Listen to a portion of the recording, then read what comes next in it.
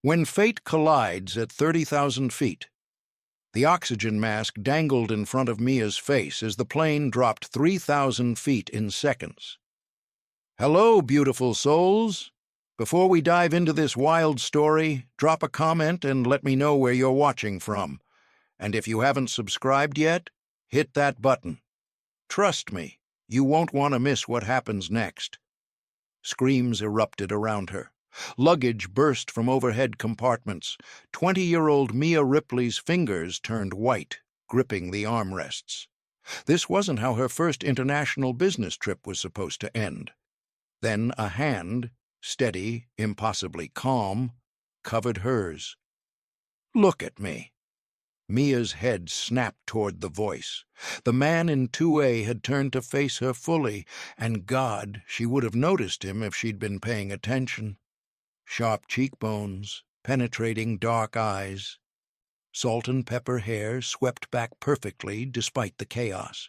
His black suit probably cost more than her year's salary. He had to be in his 40s, and he was staring at her like she was the only person on this dying plane. "Breathe with me," he said, his accented voice cutting through the panic. "In through your nose." She couldn't look away. "Out through your mouth." The plane stabilized. His thumb traced a circle on her hand. Intimate, deliberate, electric. "I'm Junho Park," he said, "and we're going to land safely." "How can you possibly know that?" His smile held secrets. "Because I don't make promises I can't keep." 20 minutes later, they touched down in Seoul. Passengers collected themselves, relieved and shaken. Junho didn't let go of her hand. He reached into his jacket and produced a business card, black, embossed with silver. Junho Park, Chief Executive Officer, Park Industries. Mia's breath caught. Park Industries, the conglomerate that owned half of Seoul, the empire worth billions. She'd studied them in business school. "Why?" she whispered. "Why what?" "Why are you giving me this? Why are you looking at me like that?" Junho stood, retrieved his carry-on, and leaned down until his lips were inches from her ear. "Because, Mia Ripley," he murmured, "I've been waiting 42 years to feel what I felt the moment I saw your face, and I don't believe in wasting time." He disappeared into the crowd before she could breathe. Mia stared at the card, then at her reflection in the window. Her box braids were a mess, her thrift store blazer wrinkled, her makeup smudged. And a man who could buy her entire world had just looked at her like she was the only thing worth having. Her phone buzzed. "Welcome to Seoul. Car waiting at arrivals. Genesis Tech."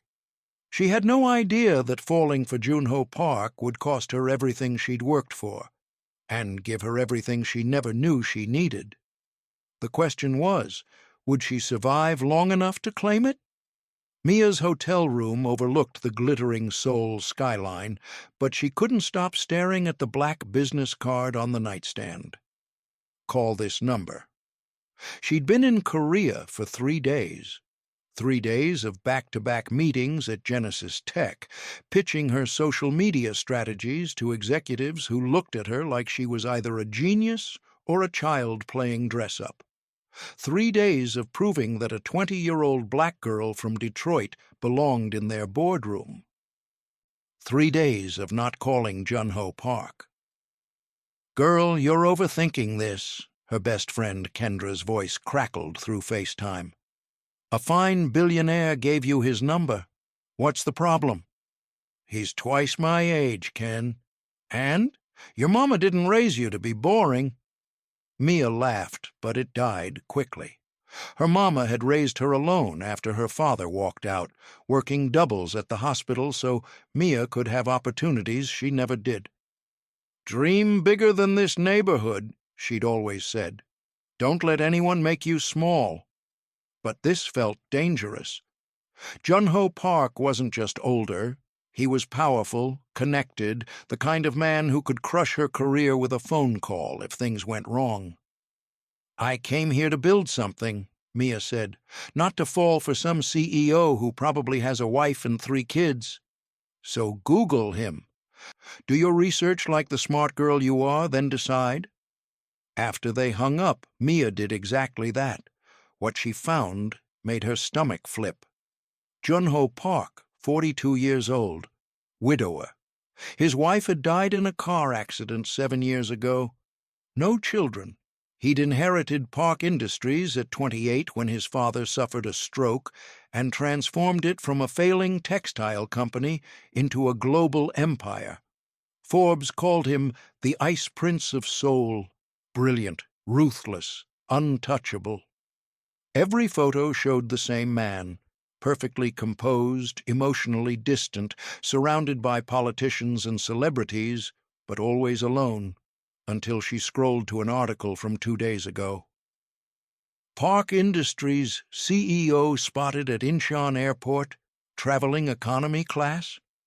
There was a grainy photo of Junho on her flight, sitting in economy, his eyes fixed on something, someone out of frame. Her phone rang, unknown number. Her heart hammered as she answered. "Hello? Mia Ripley." That voice, smooth, commanding, familiar. "You haven't called. Mr. Park. Junho, and I'm disappointed." "I've been busy." "Lying doesn't suit you." There was amusement in his tone now. "You're afraid." "I'm not afraid of you." "No, you're afraid of what you felt on that plane. So am I." The honesty in those 3 words stole her breath. "Have dinner with me tomorrow. Let me show you my city." "I don't think that's a good idea." "Because I'm older, richer, Korean?" His voice dropped lower. "Or because you haven't stopped thinking about me, either?" Mia closed her eyes. She should say no. Should protect the future she'd worked so hard to build. "One dinner," she heard herself say. "One dinner," he agreed. "I'll send a car at 7. He hung up before she could change her mind. Mia looked at herself in the mirror. Box braids, bare face, oversized Howard University t-shirt. She thought about the girl from Detroit who'd fought for everything, and wondered if she was about to fight for something completely different. The black Mercedes arrived at exactly 7. Mia had changed outfits 4 times, finally settling on a flowing emerald dress that hugged her curves and made her brown skin glow. Her box braids were swept into an elegant updo. She looked confident. She felt terrified. The car didn't take her to a restaurant. Instead, it wound through Seoul's streets until they reached a private building overlooking the Han River. The driver opened her door, and there stood Junho, devastating in a charcoal suit, no tie, looking at her like she'd stolen the air from his lungs. "You're beautiful," he said simply. "You're not taking me to a public restaurant." "No." He extended his hand. "I'm taking you somewhere we can actually talk. Trust me?" That was the question, wasn't it? She took his hand. The penthouse was breathtaking, floor-to-ceiling windows, minimalist decor, a table set for 2 with candles, and what looked like a feast prepared by a private chef. "This is too much," Mia whispered. "This is necessary." Junho pulled out her chair. "I need you to understand something, Mia. I don't do this. I don't chase women. I don't feel—" He stopped, jaw tight. "I haven't felt anything in 7 years, not since my wife died." The vulnerability in his voice cracked something open in her chest. "Then why me?" "I wish I knew." He sat across from her, and the candle light made his features sharper, more dangerous. "All I know is that when that plane dropped, when I thought we might die, I looked at you and felt alive for the first time in years. Tell me you didn't feel it too." She had. God help her, she had. Dinner was perfect. Bulgogi, kimchi, banchan she couldn't name but devoured anyway. They talked about everything. Her dreams of building her own marketing firm, His guilt over never being enough for his father, her mother's strength, his loneliness in a world full of people. Hours disappeared. "Dance with me," Junho said suddenly, standing and offering his hand. "There's no music." He tapped his phone. A slow melody filled the space, something instrumental, achingly beautiful. Mia rose, and suddenly she was in his arms, and nothing had ever felt more right or more wrong. He was so much taller, so much stronger, his hand splayed across her lower back like a brand. "This is crazy," she breathed. "I'm 20. You're 42. I know." His eyes searched hers. "Does it matter?" "It should." "But does it?" She was about to answer when his phone buzzed violently. He ignored it. It buzzed again and again. Finally, he checked it. His expression went from soft to stone in a heartbeat. "What's wrong?" Junho looked at her, and there was something in his eyes that made her blood run cold. "How well do you know Genesis Tech? The company you work for?" "What? They're a great startup. Why?" "They're not a startup, Mia. They're a subsidiary." His voice was ice now. "Of Park Industries, which means as of 3 days ago when you signed your contract, you work for me." The room tilted. "No," she whispered. "I didn't know you were coming to Seoul. I didn't plan this." He reached for her, but she stepped back. "Mia, you own my company? You're my boss?" Her voice rose. "And you didn't think to mention that before bringing me here?" "I just found out. Get me out of here, now." Mia didn't sleep that night. By morning, she'd made a decision. Avoid Junho Park at all costs and focus on her work. She was here to build her career, not destroy it over a man who could fire her with a phone call. Genesis Tech's offices buzzed with energy. Her marketing campaign for their new app was already gaining traction, user engagement up 340% in 2 days. Her boss, Sarah Connor, a sharp-eyed woman in her 50s, called her into the conference room. "Impressive work, Ripley. The executives are thrilled." "Thank you. I have ideas for the next phase." "Actually, there's been a change." Sarah slid a folder across the table. "Park Industries wants you at headquarters. They're requesting your strategies for their entire portfolio." Mia's stomach dropped. "I can't." "It's not a request. The CEO specifically asked for you." Sarah's expression was unreadable. "This is a massive opportunity, Mia. Don't mess it up." 3 hours later, Mia stood in Park Industries' pristine lobby, her heart hammering. The building was a monument to power. Marble floors, contemporary art, people in designer suits, moving with purpose. Junho's assistant, a petite woman named Min-ji, escorted her to the executive floor. "Mr. Park is in back-to-back meetings," Min-ji said, "but he insisted you wait in his office." The office was exactly what she expected. Massive windows overlooking Seoul, dark wood, expensive everything. But there were unexpected touches. A worn paperback on his desk, a child's drawing framed on the wall, a photo of a smiling woman who must have been his late wife. "That's Ji-woo." Mia spun around. Junho stood in the doorway, and he looked exhausted, circles under his eyes, tie loosened, the ice prince facade cracked. "Your wife was beautiful." "She was my best friend." He closed the door, and suddenly the enormous office felt tiny. "We married young because our families arranged it. It took years before we fell in love, but we did.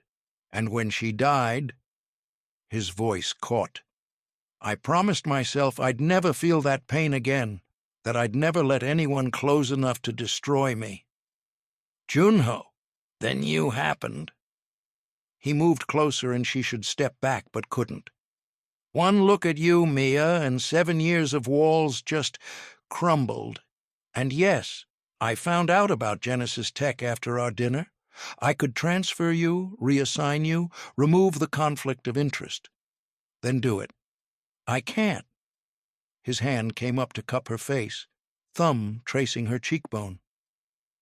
Because that would mean not seeing you every day, and I'm not that strong. This is wrong. People will think I slept my way. Then let me fix it. Let me— The door burst open. A tall Korean man in an expensive suit stormed in, fury radiating from him. "Junho, what the hell are you thinking?" he barked in English, his eyes cutting to Mia with open disdain. "Her? You're risking everything for some intern?" "Daehyun, get out," Junho said quietly, but there was steel beneath. "The board is already asking questions. Your shareholders, the press." Daehyun, who Mia recognized as Junho's younger brother and CFO, stepped closer. "She's a child. This is career suicide for both of you." Mia felt something break inside her. He's right. This was a mistake. She ran before either man could stop her. For 3 days, Mia buried herself in work. She avoided Junho's calls, deleted his texts unread, and poured everything into making Genesis Tech's campaigns legendary. Then Sarah called her into the office with an expression that made Mia's blood run cold. "There's been a complaint filed against you," Sarah said carefully, "from Park Industries' executive board. They're claiming you've been inappropriately involved with Mr. Park to advance your career." The room spun. I haven't— "I believe you, but perception is reality in this business." Sarah's voice softened. "They're recommending termination. I'm fighting it, but Mia, you need to understand what you're up against. The Park family doesn't lose." Mia walked out in a daze. Her phone buzzed. Junho again. This time she answered. "What did you do?" Her voice shook with fury. "What are you talking about?" "Your board filed a complaint against me. They're trying to fire me." Silence. Then, "Where are you?" "That doesn't matter." "Mia, where are you? Now." 20 minutes later, she stood in a private meeting room at Park Industries. Junho burst in, and she'd never seen him like this. Rage barely contained, tie gone, hair disheveled. "It was Dae-hyun," he said. "My brother went to the board behind my back. He's trying to force you out before this becomes public." "Then let me go. I'll pack up, go home." "No." He grabbed her shoulders, forcing her to look at him. "You don't understand. I checked your contract. Genesis Tech has a non-compete clause. If you leave now, you can't work in marketing for 2 years. My brother knew that. He's trying to destroy your career to protect mine." Horror washed over her. 2 years without work? She'd lose everything. Her apartment, her ability to help her mom, her dreams. "Why?" she whispered. "Why does he hate me this much?" Junho's jaw clenched. "Because you're not who he chose for me. The board has been pressuring me to marry Yoon Seo Choi, a chaebol heiress, politically connected, appropriate." He spat the word like poison. "They think I've been stalling. Then you appeared, and suddenly they see the real reason why. You were supposed to marry someone else? I was supposed to do a lot of things." His hands slid to her face, thumbs brushing away tears she didn't know she'd shed. "Be the obedient son. Marry for business. Never feel anything real. But then I met you, Mia Ripley, and I can't go back to being that man." "What are we going to do?" His eyes burned into hers. "I'm going to call an emergency board meeting tomorrow. I'm going to tell them that either they drop this complaint and respect my personal life, or I walk away from Park Industries entirely." Her heart stopped. "You'd give up everything?" "For you, yes." He kissed her forehead, her cheeks, and finally, her lips. It was soft and desperate and felt like jumping off a cliff. But I need to know you're with me, that this isn't just me being a foolish old man. Mia pulled back, looking into the eyes of a man willing to burn his empire down for her. I'm 20 years old, Junho, and I'm terrified. So am I, but I'm not running anymore. His smile could have lit up Seoul. Then his phone rang. Minji's panicked voice. Sir, the press. They have photos of you and Miss Ripley. It's everywhere. By morning, Mia's face was on every news site in Korea. Park Industries CEO's secret affair with young American employee. Ice Prince melts for 20-year-old intern. Age gap romance. Rocks Seoul's business elite. The photos were everywhere. Junho holding her hand on the plane, them dancing in his penthouse, him kissing her forehead yesterday. Someone had been watching, documenting, waiting for the perfect moment to strike. Mia's phone exploded with notifications. Hate messages in Korean and English flooded her social media. Gold digger, home wrecker. You're using him, her mother called, crying, terrified for her daughter half a world away.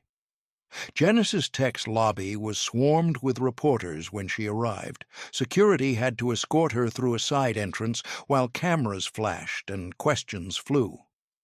Miss Ripley, did you seduce Mr. Park for career advancement? How long have you been sleeping with your boss? Does his late wife's family know about you? Sarah met her at the elevator, face grave. Pack your desk, the board's orders. You're terminated effective immediately. But you said you'd fight. I tried. I lost. Sarah's voice cracked. I'm sorry, Mia. They're too powerful. In her empty office, Mia's hands shook as she boxed up 3 days of work. Her phone rang, Junho, but she didn't answer. Couldn't. What could he say? His world was eating her alive. A knock.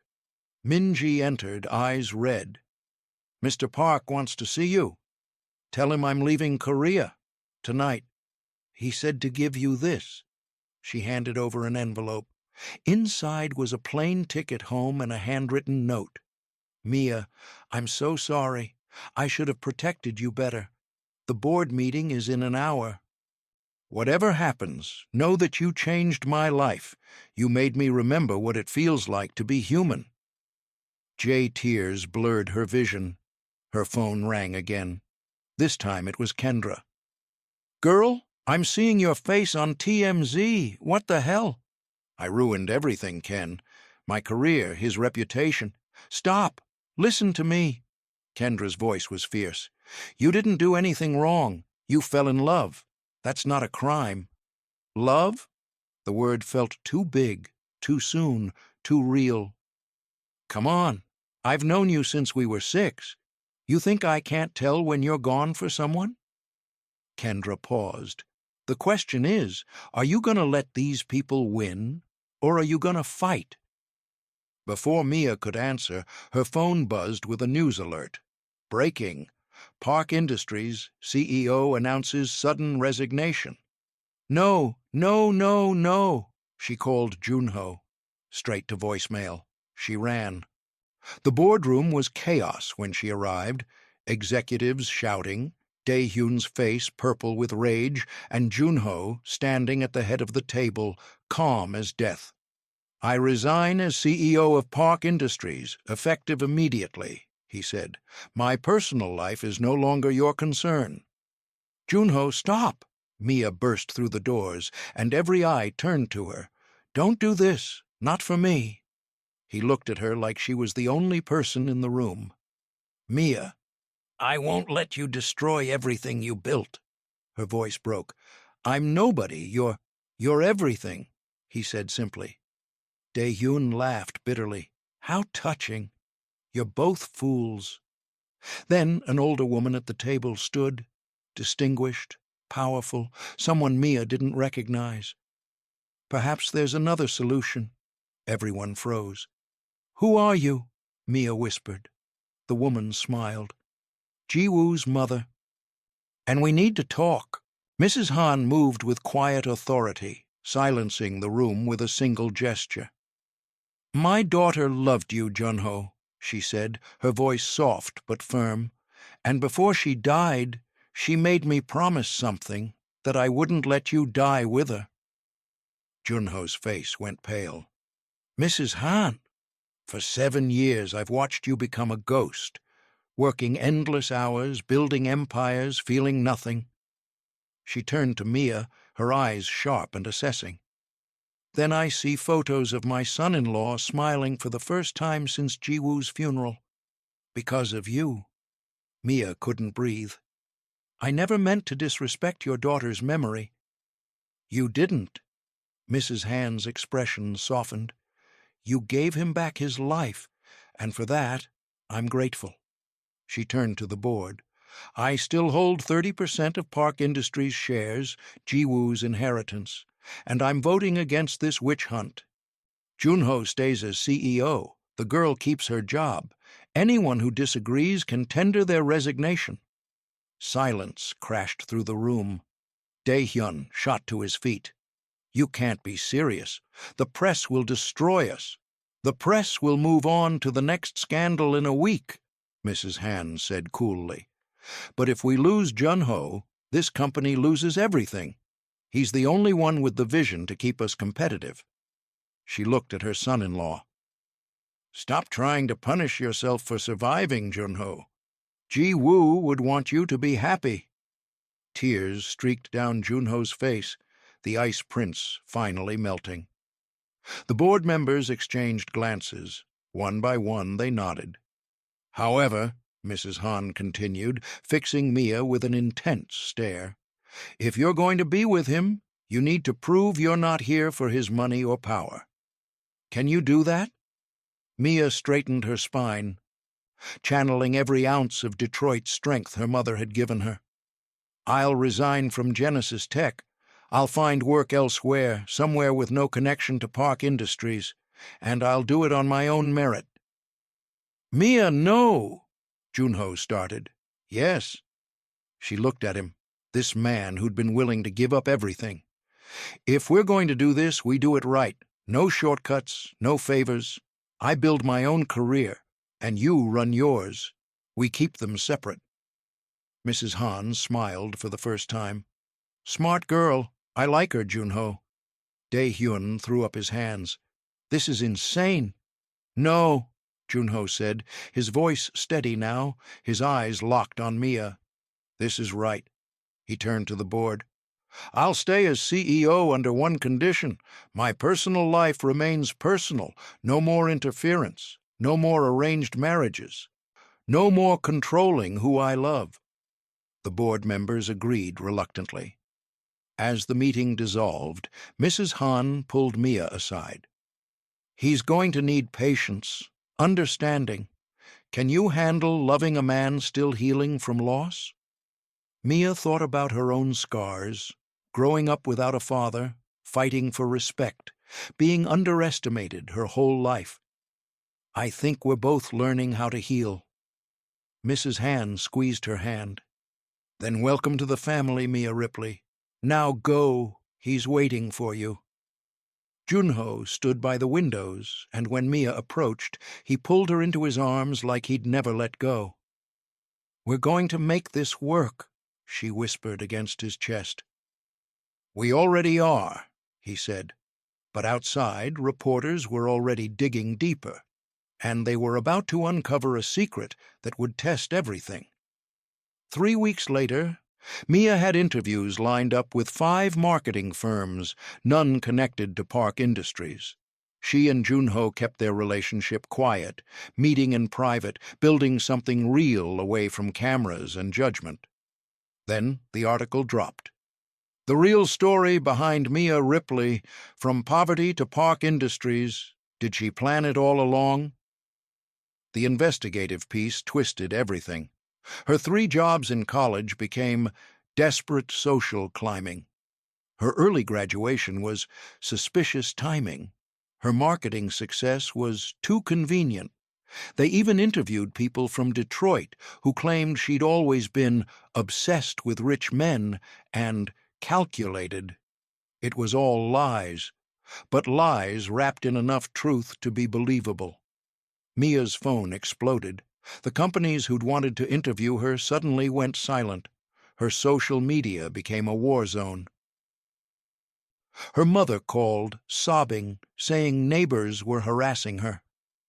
Junho found Mia in her apartment, surrounded by packed boxes, tears streaming down her face. "I'm going home," she said. "This was a mistake. I'm poison to you, to your company." "Stop." He pulled her to her feet. "I know who did this, and I'm going to end it. Junho, you can't fight the entire media. Watch me." 2 days later, Junho called a press conference. Every major outlet in Seoul attended. Mia watched from backstage, her heart in her throat. Junho stood at the podium, commanding and fierce. "3 weeks ago, my personal life became public entertainment. Today, I'm setting the record straight." He pulled out a folder. "This contains evidence that the recent article about Mia Ripley was fabricated by a PR firm hired by my own brother, Junho Park, in an attempt to force her out of my life." Gasps rippled through the crowd. The sources were paid actors. The timeline was manipulated. The narrative was designed to destroy an innocent woman's reputation. His voice hardened. "And I won't stand for it." Cameras flashed as Junho played recordings, Dae-hyun's voice arranging payments, coaching fake witnesses, orchestrating the smear campaign. As of today, Junho Park is removed from all positions at Park Industries and will face legal consequences for his actions. Junho's eyes found Mia in the wings. "And I want to say something to Mia Ripley directly." He gestured for her to join him. Her legs felt like water, but she walked out onto that stage. "You told me you wanted to build your career on your own merit," Junho said, speaking to her as if they were alone. "So I'm making an announcement. Park Industries is launching a global marketing competition. 20 candidates from around the world, 6 months to develop the best campaign.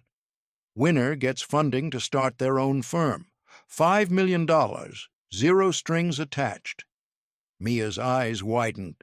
"You'll compete fairly against the best. No special treatment. And when you win, because you will, no one will ever question whether you earned it." He took her hand. "I believe in you, Mia. The world should, too." The press erupted with questions, but Junho only looked at her. "You're crazy," she whispered. "About you? Absolutely." She kissed him in front of every camera in Seoul, and this time she didn't care who was watching. Later, Mrs. Han called with news. Dae-hyun had fled to Singapore. The fake sources were recanting. Media outlets were issuing retractions.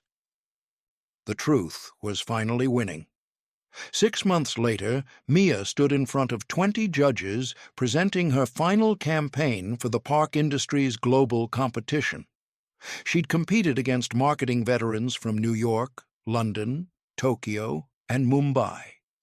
She'd worked 18-hour days, slept 4 hours a night, and poured everything she'd learned into a revolutionary social media strategy that emphasized authentic storytelling over polished advertising. And she'd done it without Junho's help. He'd kept his promise. No special treatment, no insider information, complete separation between their personal and professional lives. The judges deliberated for 3 hours. When they announced Mia Ripley as the winner, the room exploded with applause. Junho watched from the back, pride radiating from his smile. Mrs. Han sat beside him, dabbing her eyes with a handkerchief. "Ladies and gentlemen," Mia said into the microphone, her voice steady and strong, "I want to thank Park Industries for this incredible opportunity. But I also want to say something important." She looked directly at Junho. I didn't win this because of who I'm dating. I won because I'm damn good at what I do. And to every young woman out there who's been told she's too young, too different, too much, don't ever let them make you small. The applause grew thunderous. 3 months after that, Mia opened Ripley Creative, her own marketing firm, funded by her competition winnings. Her first client was a small Seoul startup. Her second was a Detroit nonprofit helping single mothers. Within weeks, she had a waiting list. Her mother flew to Seoul for the grand opening, tears of joy streaming down her face as she cut the ribbon alongside her daughter. "You did it, baby," she whispered. "You dreamed bigger." That evening, Junho took Mia to the Han River, the same view from his penthouse where they'd first danced. "Do you remember what I said on that plane?" he asked, pulling her close. "That you'd been waiting 42 years to feel what you felt when you saw me." "I was wrong." His hands framed her face. "I wasn't waiting for you. I was becoming the man worthy of you. Every struggle, every loss, every lonely year, it led me to that economy seat, to that moment, to you." He dropped to one knee, and Mia's heart stopped. "Mia Ripley, you're 21 years old. You're brilliant, brave, and you've built an empire in less than a year. You don't need me, or my money, or my name." He pulled out a velvet box. "But I'm asking anyway, will you marry me? Not because of what I can give you, but because I love you more than I knew it was possible to love anyone." The ring was simple, elegant, perfect. "Yes," she breathed. "Yes, yes, yes." He stood and kissed her as fireworks exploded over the river, Mrs. Han's surprise, coordinating with the city just for this moment. A year later they married in a small ceremony, Detroit and Seoul united, old and young, two broken people who'd found wholeness in each other. Mia Ripley Park ran her firm. Junho ran his empire, and together they proved that love doesn't follow rules. It writes its own story. And theirs, it was just beginning.